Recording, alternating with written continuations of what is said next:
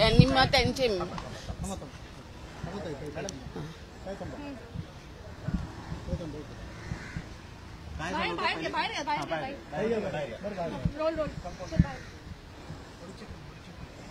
Hello 1 2 3 mic check. Hello. याच्याशी वाद झाल्यानंतर खरं तर सदर महिला जी आहे ती पोलीस स्टेशनमध्ये आलेल्या बघायला मिळते. आपल्यासोबत त्या आहेत.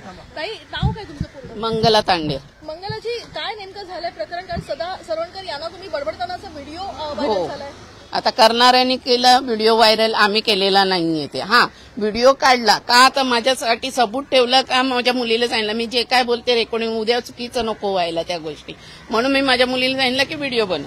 आणि नंतर मग आमच्या ग्रुपमध्ये तर आम्ही व्हॉट्सअपला टाकलेलं होतं. आता माहिती नाही कुठनं तो व्हायरल झाला. बरोबर. हो. नेमकं काय झालं? नेमकं काय झालं, आता ते इकडचे आमदार आहेत. प्रश्न आम्ही त्यांनाच विचारणार की आमचे स्टॉल का बंद केलेत. जो प्रोजेक्ट होता सी फूड प्लाझा, आमचा तिकडे स्टॉल होता बचत गटचा, ते बंद पडलंय. आज किती महिने झाले? 5 महिने होऊन गेले बंद झालंय. आम्हाला कायमस्वरूपी दिलेलं होतं तिकडे.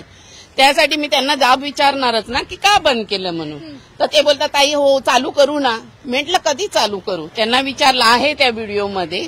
ते म्हणतात की बसू नाही. मी म्हटलं इकडेच उभे राहा आणि मला प्रश्नाचं उत्तर द्या. ते काय उत्तर द्यायला तयार नाही आणि निघून गेले. समाधान सरवणकर यांनी तुमच्यावर आरोप केलाय. माझ्यावर आरोप केलेला आहे. माझ्या बहिणीवर. मी हिची बहीण आहे शर्मिला नाईक. तर माझ्यावर आरोप केलाय की मी दारूचा अवैध धंदा चालवते. माझा नवरा प्रेसमध्ये कामाला असताना मी असे अवैध धंदे चालू करणार का? माझ्या घरामध्ये दारू हा प्रकार नसतो. माझा नवरा सुपारी सुद्धा खात नाही, बिनव्यसनी आहे माझा नवरा. आणि मी दारूचा धंदा भट्टी चालवते म्हणून हे समाधानने टाकलंय. मी मानहानीचा दावा करणार, कारण माझी इज्जत त्याने चव्हाट्यावर आणली आहे काही ना दोष करता. हे बघा, हे फेसबुक हे बघा सर. त्याने प्रेस कॉन्फरन्स घेऊन ती काय सांगितलं, ही महिला कोण आहे? ही महिला दारूचा अड्डा चालवणारी एक महिला आहे. तिने दारूचं अवैध भट्टी चालवते आणि तिची भट्टी आम्ही उधळून लावू. तिचा हा गुन्हा आहे तो आम्ही चालून देणार नाही. अरे पण मी गुन्हा केला असेल तर तुम्ही माझं चालवून देणार नाहीयेत. कुठे मला सबूत द्या, आम्ही कुठे दारू विकलेली आहे? बचत गटाचे स्टॉल होते का ते? बचत गटाचे स्टॉल होते. तिकडे फक्त जेवण व्हायचं, जेवणाच्या व्यतिरिक्त काही नाही व्हायचं. समजलं ना? जेवण आम्ही विकायचे का बनवून ती लोकांना आमची कोळी संस्कृती लोकांपर्यंत पोहोचावी म्हणून आणि ह्याचं उद्घाटन दीपक केसरकर यांनीच केलेलं होतं 2 नोव्हेंबर 2023 मध्ये. आणि तेव्हापासून आम्ही 6 महिने चांगल्या प्रकारे आम्ही हा बिझनेस करत होतो. चांगल्या महिला खुश होत्या. आणि अचानक ह्या लोकांनी आमचा हा सी फूड स्टॉल हा बचत गटाचा हाणून पाडलेला आहे. त्यासाठी जर माझ्या बहिणीने जाब विचारला तर त्याच्यासाठी ह्या जाबासाठी तुम्ही आमची अशी नाहक बदनामी करणार तर ही आम्ही खपवून घेणार नाहीये. हो, धमकी म्हणजे कसं, थोड्या वेळानंतर माझ्या मुलाचा फोन आला. माझा मुलगा शिक्षणासाठी अमेरिकेला आहे. तिकडनं त्याचा फोन आला, मम्मी साहिल आणि तो ऋतिक म्हणून त्याचा मित्रच होता, असं नाही की दुश्मन, मित्रच होता. थोड्या कारणाने त्यांचा वादविवाद होता, नाही असं नाही. पण त्याने मला सांगितलं मम्मी तो मला धमकी देतो, तू नाहीस ना, तुझा बाप तर आहे ना इकडे, तुझ्या बापाला बघून घेईल म्हणून सांगितलं. मारणार म्हणून सांगितलं, डायरेक्ट तुझ्या बापाला मारणार म्हणून धमकी दिली. कोणी दिली धमकी? सदा सरवणकर, त्याचा शाखा प्रमुख मिलिंद तांडेलचे 2 भाऊ आहेत, साहिल आणि ऋतिक म्हणून आहे त्यांनी. आणि मी आता फोनचे स्क्रीनशॉट वगैरे आम्ही पोलीस स्टेशनला दिलेत. आम्ही आता पोलीस स्टेशनला आलात, पोलिसांचं काय म्हणणं आहे? तुम्ही काय मला काही करायचं नाही, कारण सामान्य माणसं आहोत आम्ही. हे पोलीस स्टेशन वगैरे आम्हाला नाही जमत आहे. पण माझा नवरा कामाला जातो, रात्री ड्युटीवर न येतो, न करो कधी भांडणं तडणं काय झालं म्हणून एक मी कंप्लेंट म्हणजे सांगून ठेवले. आता ते म्हणत होते की त्यांना घेऊन यायचं का? नको. ती पण मुलंच आहेत ना, आमचीच मुलं आहेत. ती बहिणींचा आदर करतो आणि बहिणींच्या संदर्भात जे काही विधानं केली काय सांगाल? आज लाडकी बहीण बोलतात ना, विचारलेलं होतं त्यांना. आज लाडकी बहीण बोलतात ना, आज लाडकी बहीणचं अशी खोटी तुम्ही स्टेटमेंट देतायत की दारू विकते. अरे लाडकी बहीण कसली तुम्ही? तुमचा तुम्ही रोष आहे ना, असा घाणेरड्या प्रकारे तुम्ही बाहेर काढतायत. म्हणजे कुठल्याही महिलेला कसंही बदनाम करायचं आणि ही बदनामी मी तरी खपून घेणार नाही. आम्हाला कसं आणि आम्ही सांगतो आम्हाला सबूत द्या. मी दारू विकत होती ना, मला सबूत द्या. आता 2 वर्षापूर्वीची गोष्ट आहे. कॉलनीतली एक इंदू तांबरे म्हणून एक बाई होती. ती मी लहान असल्यापासून आमच्या घरी यायची, माझ्या आईच्या घरी. तेव्हापासून आमची तिची ओळख. तर तिनेच मला स्वतःहून तिची रूम नावार करून दिलेली होती. पण जेव्हा ती बोलली की मला तुला माझी खोली नाही द्यायची, तेव्हा मी तिला काय म्हटलं, मी जो खर्च केला आहे तो मला परत करून तुझी खोली तुला घेऊन टाक आणि तिच्या नातलग आणि पैसे जे काय ते माझे दिले, मी तिची खोली करून दिली परत तिच्या नावावर. त्याबद्दल पण आता माझी त्या लोक बदनामी करतात. चोर लबाड दिलं असतं का तिने ते परत रूम दिली असती का तिने परत?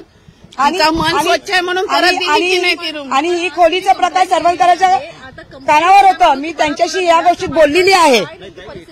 दिला असं नाही वाटत, कारण आता माझ्या बहिणीबद्दल ते लोक बदनामी करतायत. बरोबर. माझ्या बहिणीचं एक नाव आहे कॉलनीमध्ये. मी आज 20 वर्ष मी राजकारणात आहे. मी 20 वर्ष राजकारणात आहे. राजकारणात मी उद्धव साहेबांबरोबर होती, पण सदा सरवणकर हे माझे चांगले परिचयाचे होते, चांगले घरचे संबंध होते आमचे. त्यांची बायको होती सरवणकरांची, तिला मी बहिणीचा आवाज द्यायची. हे साहेब म्हणून दुनिया बोलायचे, पण मी त्यांना दादाच बोलायची. सरवणकरांना मी दादाच बोलायची एवढे वर्ष. मी त्यांच्यावर 12 वर्ष काम करत होती.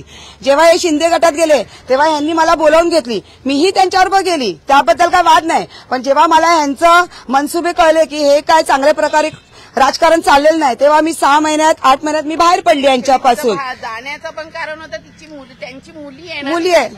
तू टेन्शन नको घेऊ, आपण एकत्र होणार. पण ताई तुम्हाला असं वाटतं की राजकीय पक्षाशी निगडीत असल्यामुळे कुठेतरी अशा पद्धतीनं तुम्हाला परिस्थितीचं सामना हो, मी राजकारणात आहे, त्यामुळे त्यांनी माझ्यावर की मी राजकारणातून माझी बदनामी व्हावी, त्यासाठी माझ्यावर हे घाणेरडे आरोप करतायत. पण मी म्हणते ना, आरोप केले तर ते सिद्धही करा, इतकीच माझी त्यांना विनंती आहे. समाधान सरवणकरला मी तेच सांगते, तुझं आणि माझं खूप चांगलं होतं, पण तुने जे आज माझ्यावर जे घाणेरडे आरोप केलेत हे खूप चुकीचे केले आणि त्याचा तो सबूत मला द्यायचं. मी दारूची जर हड्डे चालवते तर ते माझे मी कुठे चालवते, कशा प्रकारे, ते सगळे सबूत मला आणून द्यावे. हो, हा, मी खरं सांगते, या ना माईमध्ये ना सदा सरवणकरची चमची म्हणून मला ओळखायचे, हेही मी तुम्हाला सांगते. कारण सदा सरवणकरचं मला खूप लागायचं, त्यांच्याबद्दल मी कधी वाईट ऐकून नाही घ्यायची. मी त्यांना खरंच मोठा भाऊ म्हणून मी सन्मानित करायची. नाही, माझे मोठे भाऊ आहेत, पण त्यांनी फक्त राजकारणात माझा ना त्यांच्या मतलबापुरती फायदा करून घेतला. जसं की शिंदे गटात गेल्यानंतर त्यांनी मला सांगितलं की आपण लवकरच उद्धव साहेब वगैरे आपण एकत्र होणार आहेत, तर त्यामुळे काय जास्त वेळ चालणार नाही. त्यांच्या या शब्दासाठी मी गेली. खरंच मी उद्धव साहेबांना, खरंच मी ह्या अशा घाणेरड्या व्यक्ती, हे असे राजकारणी लालची लोकांबरोबर जाऊन मी उद्धव साहेबांना खूप दुखवलेलं आहे आणि आज खरंच मला त्याची शिक्षा मिळते असं मला वाटायला लागलेलं आहे. आज माझ्यावर हे घाणेरडे आरोप होत आहेत, त्याचे त्यांनी मला सबूत द्यावं इतकंच मी मागणी करते. सकाळी 12:30 12:15च्या दरम्यान ते आले आमच्या इथे प्रचाराला. म्हणजे माझ्या बहिणीच्या घरीच मी बसलेली होती, माझ्या बहिणीच्या दरवाजात आल्याबरोबर माझी बहीण डायरेक्ट गेली दरवाजात. ती म्हणते माझ्या प्रश्नाची उत्तरं द्या, आमचे सी फूड स्टॉल तुम्ही बंद का केलेत? तर मग ते करू ना, चालू करू. कधी चालू करणार, का बंद केले, त्याचं मला उत्तर द्या.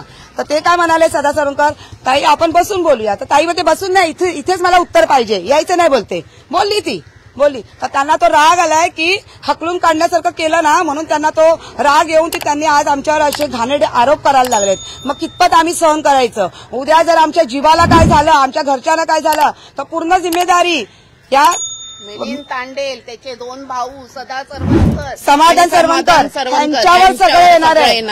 मी आहे, माझा नवरा इकडे राहत नाहीये, माझा मुलगा लहान आहे. उद्या जर त्याच्यावर जर काही आळ टाकला, सवय आहे. मिलिंद तांडेल आणि त्याच्या भावाची सवय आहे. किती जणांना असं फसवलंय, मारामारी करतात, इकडे येऊन कंप्लेंट करतात आणि दोष त्यांनाच देतात समोर. आता शिक्षणाची मुलं असतात, घाबरून गप्प बसतात. आज आमचा रेकॉर्ड तुम्ही कुठेही चेक करा, आम्ही कुठल्या गुंडशाहीमध्ये नाहीत, कुणाचं वाईट करण्यामागे नाहीत. आम्ही राजकारणात लोकांचं चांगलं करण्यासाठीच उतरलेलो आणि तेच माझं नाव आज माहीमध्ये आहे की क्षमा आहे ना. माझं नाव शर्मिला असलं तरी मला क्षमा म्हणून पूर्ण कॉलनीमध्ये ओळखतात, शर्मिला म्हणून कोण ओळखत नाहीये. तर क्षमा ही प्रत्येकाच्या हाकेला धावणारी आहे. हे माझं इकडे माहीमध्ये नाव आहे. मी फक्त एकच चुकी केली, या सदा सरवणकरचं ऐकलं आणि त्यांच्याबरोबर चालली. नाहीतर मी बोलते ना की या शाखेमध्ये, या एरियामध्ये माझा जो मान आहे ना अजूनही आहे, त्याबद्दल मी बोलत नाही. पण ह्यांच्यामुळे कुठेतरी माझ्या नावाला ना काळीमा आलेली आहे असं मी बोलते. सविस्तर तेच सांगितलं मी तुम्हाला की माझ्या मुलाला सांगितलं तू तर नाही ना इकडे, पण तुझा बाप तर इकडे आहे ना, तुझ्या बापाला मारू बघ, अशा पद्धतीने धमकी दिली. साहिल आणि ऋतिक म्हणून असे 2 भाऊ आहेत ते लोक. हे कोण आहेत? मिली शाखा प्रमुख आहे ना, सदा सरवणकरच्या गटातला शाखा प्रमुख आहे 182चा शाखा प्रमुख आहे ना त्याने, त्याच्या मिलिंद भावाने. तांडेल आणि त्याचे 2 भाऊ. पण मिलिंद तांडेलनी नाही केलं, त्यांचे 2 भाऊ आहेत ना त्यांनी केलं. त्यांनी फोन केलेला. मग आता तुम्ही एनसी दाखल केलेली आहे. नाही, आम्ही पोलिसांनी काय सांगितलं? एनसी म्हणजे बघा, माझ्या नवऱ्याच्या सुरक्षासाठी मी, ते पण माझे मुलंच आहेत, ते काय परके नाहीयेत. ते दुसऱ्यांची मुलं असले तरी ते माझी मुलं पण तेवढीच आहेत ना. आम्ही असं समजतो सगळी मुलं आपलीच आहेत. पोलिसांनी इन्क्वायरी करू असं काही सांगितलंय या संदर्भात? हो हो, काय सांगण्यात येत आहे पोलिसांनी? नाही काही झालं तरी नंतर मग आम्ही आहोत म्हणून आहोत. असं जर सांगितलं. परत तुम्हाला असं काय धमकीचे कॉल वगैरे आले किंवा त्यांच्याकडून काय अघटित घडलं तुमच्यावरती, तर तुम्ही आम्हाला कॉल करून सांगू शकता. असं साहेबांनी आम्हाला नंबर वगैरे दिलेले आहेत, तर आमच्याशी कॉन्टॅक्ट करा कधीही, आम्ही आहोत म्हणून. तर तुम्ही घाबरू नका. फक्त एवढंच आहे की उद्या जर आमच्या जीवाला, आमच्या घरातल्या कुठल्याही व्यक्तीला जर त्रास झाला, काही अघटित घडलं, तर त्याची पूर्ण जिम्मेदारी हे सदा सरवणकर, त्यांचा मुलगा समाधान आणि त्यांचे शाखा प्रमुख कार्यकर्ते यांच्यावर असणार आहे. एवढंच आम्ही आता सांगतो. कार्यकर्त्यांनी केलं तर केलं, पण तुझे वडील उभे आहेत ना, तुम्ही आता आम जनतेला असा त्रास नाही दिला पाहिजे. हे कमेंट करून, हे असे तुम्ही फेसबुकला कमेंट टाकतात, ते पण चुकीचंच या आहे ना. संदर्भात तुम्ही मुख्यमंत्र्यांकडे तक्रार करणार आहात का? कारण मुख्यमंत्री हे लाडकी बहीण योजनेसाठी बहिणींसाठी आता ह्या इलेक्शनच्या दरम्यानमध्ये आम्हाला कोण भेटणार आहेत का? ते भेटले तर आम्ही नक्कीच भेटू, नक्कीच भेटू आणि आमची वेदना सांगू त्यांना. जर त्यांना खरंच ही व्हिडिओ बघून कुठलेही, आता हे न्यूजवर येणार किंवा आमची व्हिडिओ व्हायरल झाली, ते बघून त्याच्यानंतर जर त्यांनी आमची खरंच दखल घेतली नाही, आम्हाला भेटले आणि फोन करून जर सांगितलं किंवा आम्हाला भेटण्याचं त्यांनी वेळ दिली, तर आम्ही नक्कीच त्यांना भेटू नये. आमचे खरंच मनापासून आमचे जे काय वेदना आम्ही त्यांना सांगूच. कारण काय माहितीये का, आम्ही खूप त्रासलेले आहेत. आज जर हक्कासाठी जर आपण बोललो आणि त्याचं जर हे फळ मिळत असेल, आणि मला असं वाटतं की लोक त्यासाठीच घाबरतात की न्यायासाठी भांडत नाही, म्हणजे भांडणं म्हणजे हा त्रास करून घेणं असं आहे का त्याचं. त्यासाठी आता लोक वोटिंग पण करत नाही की नको हा माणूस आम्हाला असं करून करतात. असं झालेलं आहे. तर आज आम्ही जर हक्कासाठी लढतोय आणि त्याचं जर फळ मिळत असेल, तर खरंच लोक, मला असं वाटतं की बरोबर करतात, घाबरून एका बाजूला बसतात. कारण प्रत्येक जण जीवाला घाबरतो, घरातल्या व्यक्तींसाठी घाबरतो. मी माझ्या हक्कासाठी विचारलं, कारण माझं स्वप्न आहे ते की एखादा माझा सीफूडचा स्टॉल असावं, आणि ते स्वप्न आज पूर्ण झालं. आणि लगेच ह्यांच्या दादागिरी त्या मिलिंद तांडेलची. कारण सुरुवातीला जसे स्टॉलचं माहिती पडलं, तेव्हा त्या मिलिंद तांडेलनी इकडे येऊन आमच्या इकडे असं शेड बांधलेला, जिथे सीफूडचं ओपनिंग होणार होतं, तिकडे त्याने स्वतःची जागा करून घेतली आणि आमच्या बरोबर अक्षरशः तो भांडला की माझे 4 स्टॉल मला पाहिजेत म्हणून इकडे. आणि त्याला सपोर्ट सदा सरवणकरनी केलेलं होतं. मग मी त्यांना जाब विचारणारच ना. आता बंद पडले तर मी त्यांनाच विचारणार, तुम्हीच केलं असेल म्हणून. आणि त्यावेळेस जेव्हा मिलिंद तांडेलने आमच्यावर वादविवाद केला त्याच जागेसाठी, तेव्हा आम्ही पोलीस स्टेशनला पण आलेलो होतो. आमची सोसायटी पण आहे. केसरकर साहेबांकडे पण आम्ही ही कंप्लेंट केली आहे. आताचा विषय हा, आम्ही केसरकर साहेबांकडे पण मी लेटर दिलेलं आहे त्यांच्याकडे, आणि त्यांनी आश्वासन दिलेलं आहे की लवकरच तुमचे स्टॉल आम्ही चालू करू. ताई, तुम्ही घाबरू नका, ते तुमच्यासाठीच आहे, तुमच्यावर अन्याय होऊन देणार नाही, असं दीपक केसरकर साहेबांनी आम्हाला शब्द दिले. अक्षरशः मधल्या काळामध्ये 15 दिवस आम्ही त्यासाठी बंद ठेवलेले, आणि केसरकर साहेबांच्या आम्ही भेटीला गेलेले, आणि तेव्हा त्यांना भेटून ह्या वेदना आम्ही सांगितलेले. तेव्हा त्यांनी सांगितलेलं की चालू करू, आणि त्यानंतर चालू झालेलं. पण आता हे परत बंद झालं. आता तुम्ही पोलिसांकडे आलात, तुम्ही एनसी दाखल केली, अजूनही तुम्हाला भीती वाटते का की हे प्रकरण वाढेल किंवा तुमच्या अंगात? हे बघा, मला भीती म्हणजे बघा, शेवटी मला माझ्या जीवाची भीती नाही.